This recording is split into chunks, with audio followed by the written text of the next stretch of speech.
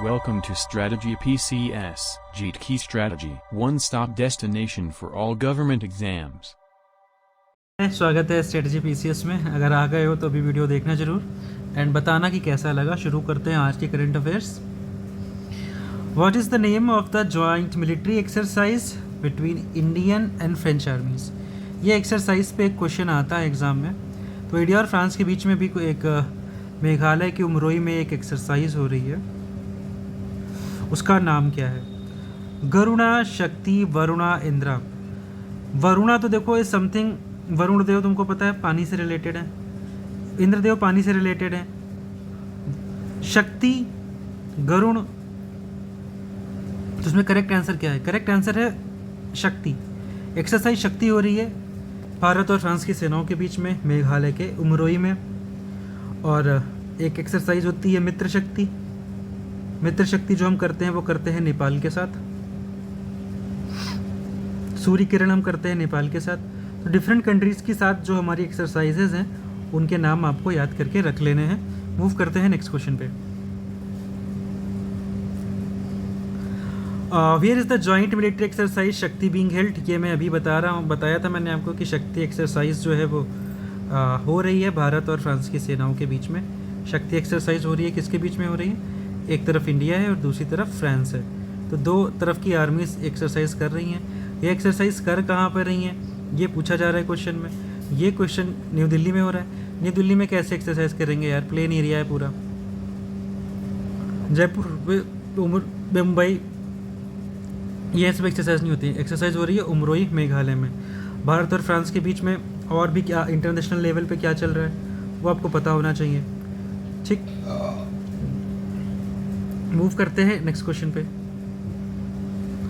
In which city did the incident involving Anwar Azim Anar occur. Anwarul अजीम अनार, AAA। ठीक है, अभी ये AAA आए थे कोलकाता में अपने हेल्थ इश्यूज़ को लेकर ये अपना ट्रीटमेंट करवाने के लिए आए थे। ट्रीटमेंट करवा कहाँ रहे थे? कोलकाता में। कोलकाता में क्या हुआ? इनकी किसी ने गोली मारकर हत्या कर दी गई। तो इसका करेक्ट एग्जाम्पल आंसर जो होगा वो क्या होगा? कोलकाता।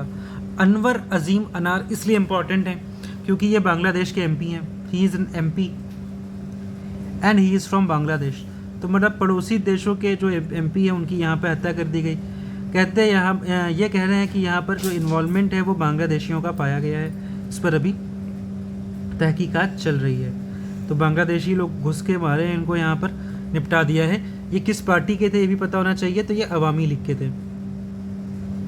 अवामी लीग MP थे बांग्लादेश के। ये कोलकाता इलाज कराने के लिए आए थे, इनको किसी ने ठोक दिया है। मूव करते हैं नेक्स्ट क्वेश्चन पे।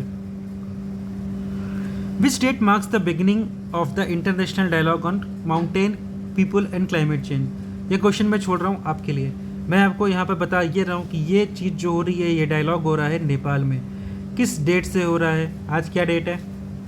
22 या 23?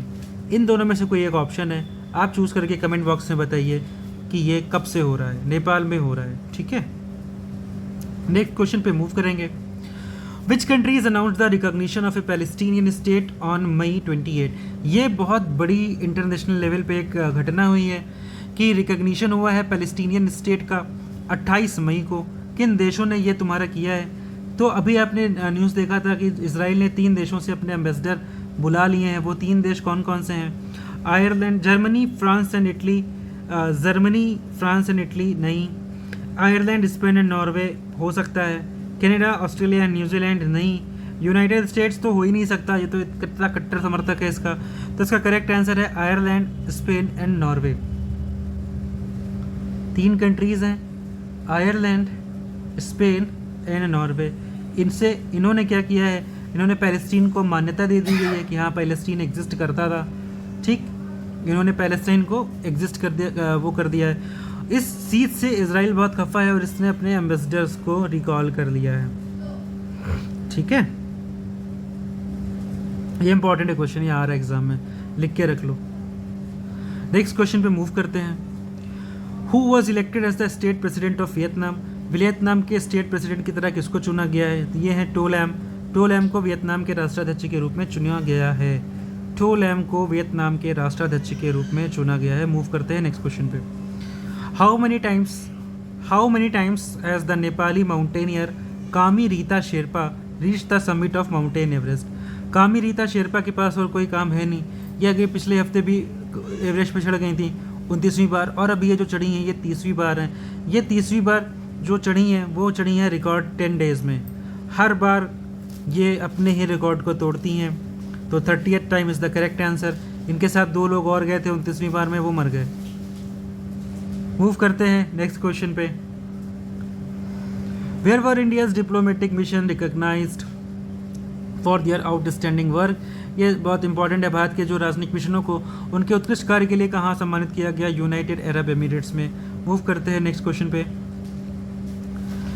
विश्व आर्थिक मंच in which position did India rank in the world economic forums travel and tourism development index? This answer is 39th। Top किसने किया है? टॉप किया है अमेरिका ने टॉप किया है। ठीक है, मूव करते हैं फिर से नेक्स्ट क्वेश्चन पे। कितने सारे क्वेश्चन हो गए हैं। अच्छा, नेक्स्ट क्वेश्चन क्या है कि किस हाईकोर्ट ने 2010 के बाद के जो भी पश्चिम बंगाल सरकार द्वारा दिए गए सभी ओबीसी प्रमाण पत्र रद्द कर दिए हैं? तो पश्चिम बंगाल किस कोर्ट के अंतर्गत आता है? कलकत्ता हाई कोर्ट के अंतर्गत आता है। ऑब्वियसली कलकत्ता हाई कोर्ट करेगा, मद्रास का हाई कोर्ट तो डिसीजन देने नहीं जा रहा। And the ninth question is बहुत इंपॉर्टेंट क्वेश्चन है, सबसे लास्ट में दिया है, गलत किया है। विच कंट्री रिसेंटली, अरे मम्मी